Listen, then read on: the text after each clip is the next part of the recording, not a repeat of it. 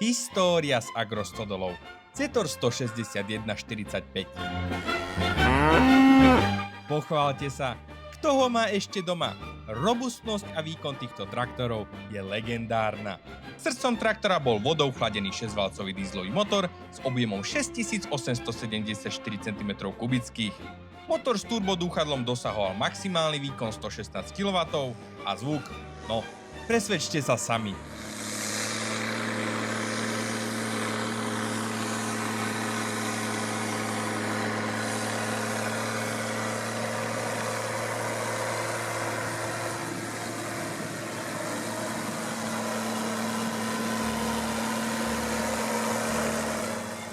V roku 1988 mohol byť váš za 222 000 korún československých. Kapota motora bola v prednej časti skosená kvôli lepšiemu výhľadu vpred. Na prenos výkonu bola potrebná robustná prevodovka.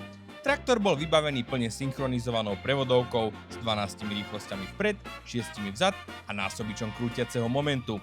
Tento pomer rýchlosti s optimálnym rozostupom umožňoval efektívnu prácu v širokom spektre prác od orby až po prepravu. Samozrejmosťou bol pohon všetkých 4 kolies a uzávierka diferenciálu, ktorá zabezpečovala maximálnu trakciu v náročných terénnych podmienkach.